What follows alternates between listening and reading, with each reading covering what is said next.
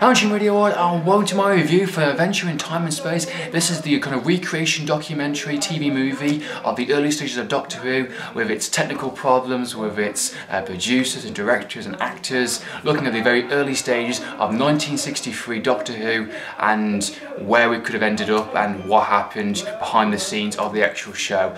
This is truly a really fantastic kind of recreation documentary, you know, of the actual actors, and I think that a lot of the actors and the writers obviously nailed this fantastically well, to the point where it actually brought a tear to my eye. Truly fantastic stuff, and just makes you appreciate Doctor Who for what it is. It is more than just a TV show. It's an example of a project that's lasted for over 50 years, with the 50th anniversary this week, this Saturday, the day of the Doctor, and you know, it's just putting so much effort into it, so much imagination, so many people have come in and out, actors, producers, directors, writers. You know, a show like this has been going for such a long time, and it is absolutely fantastic. You know, I'm a huge Doctor Who fan, and I'm such a fan to be part of the show and, you know, be one of the members, and hopefully one day I'll be a part of it and do something to go towards it, to go to the legacy of Doctor Who. So let's talk about this fantastic documentary, Adventure in Time and Space.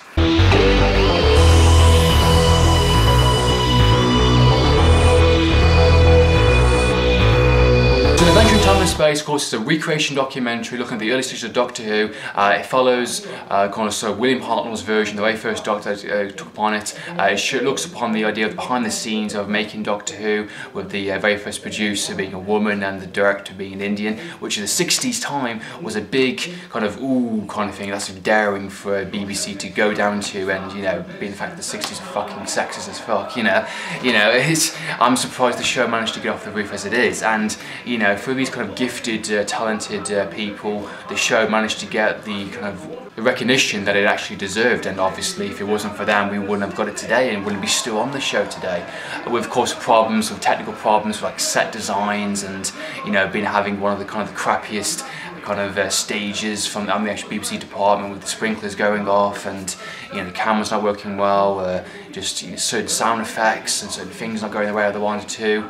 You know, it is generally quite interesting how this show you know, became, what was happening behind it, what was the public opinion of it, and you know, it was generally a fascinating hour-and-a-half TV movie, which I just thoroughly enjoyed. I mean, the main actor that played, of course, William Hartnell, I think his name David Brentley, I think say his name correctly. Of course, he's been in the Harry Potter movies, he's been in Harry Brown as well. A really gifted actor, I really liked his work, I liked him way before this, and I think he just absolutely nailed it as a William Hartnell. Just one of the best performances I've seen of his career, I think. He just captured, I mean, he looks like William Hartnell for one, which is a great bonus, but to capture that emotion, to capture that, you know, of a guy that's done so much for his career, like the Carry On movies. He's played these type of sort of kind of, you know, military figures within movies and, you know, certain TV shows, and being given this one final show, Doctor Who, about a guy that travels in time and space with his companions. Yeah, that sounds pretty good, doesn't it? And you know, he made the show, he made what it was, and you know, he really loved the character so much, and he just, you know, the show must go on. Like he said, no one's irreplaceable, up to the point where obviously it was. And just the final moments of the actual documentary, you know, touched upon the idea of his health career, with his health illnesses, and him forgetting lines, and you know, obviously people that he's, you know, directors, cast members moving on with other projects, and he's still staying behind doing the show. And then it's just like, you know, what do I do? You know, it was to the point where he's willing to carry on the show until the very end, and of course the main BBC higher up said, like, we're going to continue the show Doctor Who without you. We're going to do this concept of regeneration with Patrick Troughton. Thought that was quite genius, and you know, it's just, I love the fact that they used that line in when he's at home. He's on that stand, and he goes, "I don't want to go." The same line, of course, that David Tennant said when he did his 10th generation. I thought that was a genius line. The fact that I don't want to go. You know, an actor that loves the character so much, loves the show so much, does not want to go. And I generally felt really sad, and I was getting a little bit upset, in all fairness, because I really connected with the performance that he gave on screen, and I felt really sorry for William Hartnell, you know, in terms of just you have to leave just because of you getting just too old and your health. And of course he made his final appearance on the Three Doctors, which I reviewed a couple of weeks back. That was his final appearance of course, the character, and he managed to do that. Of course, they did a couple of technical things, like, you know, have his lines in the billboard, and I felt really honoured that he came back and did that 10th anniversary special with the other two Doctors. I'm really glad that he was the start of the building blocks of the show, and it's obviously boomed to such a massive degree now.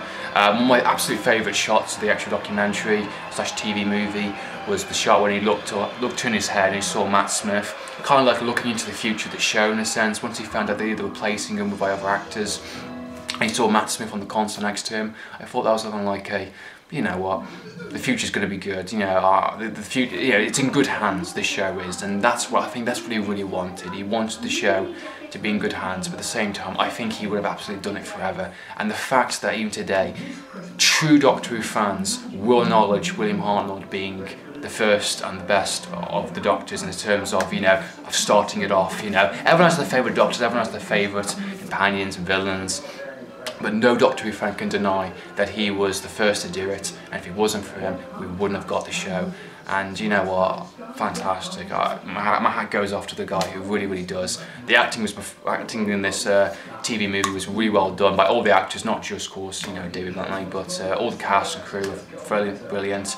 I think it was a well done documentary. It was filmed right. It was done, it had that 60s vibe to it, and it touched upon some of the issues of the time, of course. Didn't you know, drag on as much as I thought it was going to. I thought it was going to take forever to get into certain things, but it actually was quite fast paced in places, and it was looking into the 3 years of William Hartnell's career of the Doctor Who show, and you know, just brilliant, absolutely brilliant. And of course, the last little extra at the end, you got a couple of little minutes talking about William Hartnell's final performance with the 3 Doctors, and just him behind the scenes with the actual proper people that actually did work with him on the sets. So that's been my review for An Adventure in Time and Space. I hope you enjoy watching this review. What do you think? Do you think it was good? Do you think it was bad? Love to know your opinions. Comment down below. So in the meantime, Andrew from TV, signing out.